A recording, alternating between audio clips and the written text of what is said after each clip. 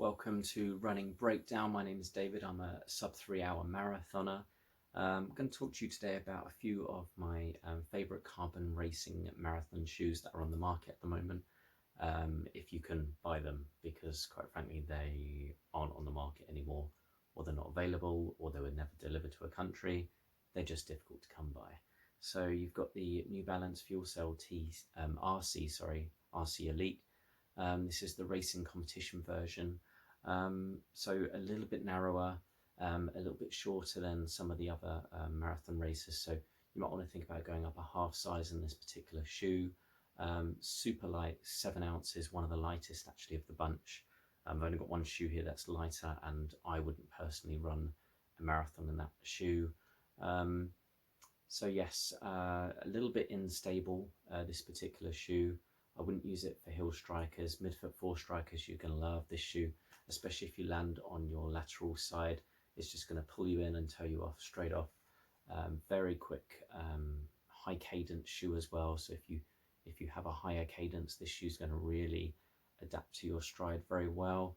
But you know, if you're 180 cadence runner over a marathon as well, this shoe is going to do amazing things for you. It's just going to project you up through your running stride, and you're going to land here midfoot, forefoot, and just fly off again. Very quick, very fast shoe.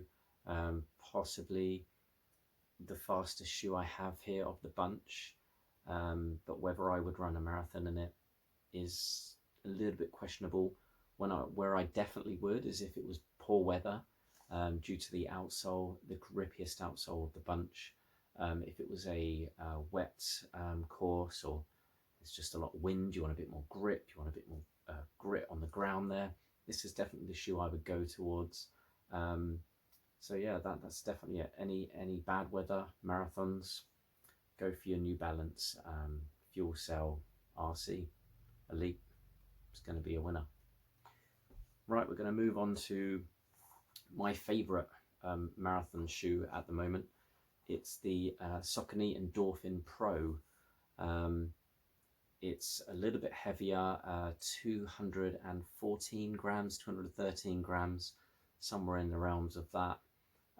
Very well fitting upper, is more accommodating in the forefoot, as opposed to something like the New Balance, which suffered a little bit in the forefoot space. So when your foot swells later on in a race, this shoe's going to really just adapt to your foot better and make it a more comfortable ride. No one likes black toes, bleeding toes, and all the rest of it. So this is definitely going to be a winner for you if you need a little bit more space. I have got a shoe that's even more spacious than this. I'll show you that in a moment. Why is this shoe better for a marathon? Quite frankly, it's the last of the shoe. It's not as malleable, the foam, so it's going to hold you in your stride a little better as the race goes on, and as your form breaks down a little bit. You know, around the 18 to 20 mile mark, we've all had our form break down a little bit, and with the rolling sensation that you get with the midfoot, as well as a slightly more firmer midfoot. I say firm, but it's still a very soft ride. It's just going to hold you better in those later miles. One area this shoe does suffer with, and one I really wish they listened to us about, but they didn't, was the outsole grip. Great, absolutely fine. Warm weather, sunny weather, dry weather, the shoe loves it. It's going to do you a great job. You're never going to have any issues. But as soon as you get more than a little bit of damp on the floor, it's just going to suffer with that last sort of 10% of your stride, where you just need that bit of grip to really tow off at speed into your next stride. This shoe does suffer with a little bit of looseness there. So let's move on to the Brooks Hyperion Elite 2, because the one was a dud. So they kept it pretty much the same as the one. It's only a 6-month update. They really did push this one out very quick. Very well fitting upper. And if you are a wide foot, this shoe is definitely for you. Don't know if you can see it there. It's almost ultra-like fitting here on the forefoot. Very nicely fitting upper. Very breathable, very good if your foot swells up during races. You're going to have no issues here. True to size. The midfoot is just amazing. This nitrogen infused EVA really loves you. It's going to push you through your stride. But the best thing about the shoe is it's perfectly designed for hill strikers, anyone that needs any extra stability, anyone that just wants their form breaks down a little bit later on in the game. This outsole is, the last is very large. It's just going to keep you in your stride from start to finish, and it's wonderful for heel strikers, midfoot strikers, and forefoot strikers. You're going to love this shoe. It is really one to look for. And then lastly is the Skechers Speed Elite. You can't actually get it here in the UK. This one's sent for me from the US, so thank you so much for that. Going to be a great shoe for those shorter races. It's the lightest of the bunch. I believe this is 160 grams, 150, something like that.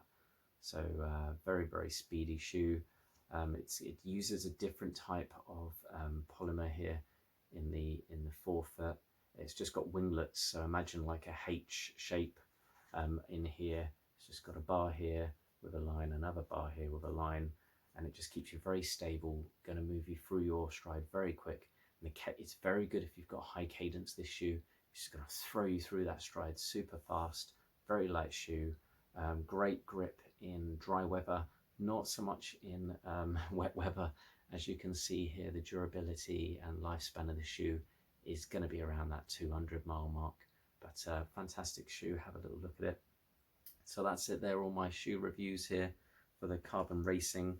So for your shorter, faster races, definitely the Skechers Elite.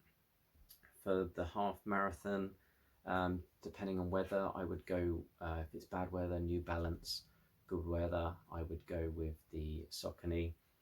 And for marathons, it's a toss-up really between the Brooks and the Saucony as to which one you want to pick. You want a bit more stability. It's going to be a slightly slower ride, I found, than the Saucony, but these are all preferences. You know, this is the great thing about every company having their own marathon shoe now, is that there's a vast array of different types and, you know, different strokes for every folk. All right, have a lovely day. My name's David, Run and Breakdown, and wish you all would subscribe to my channel, tap the like button, and don't forget to tap the bell for notifications in future. Thank you.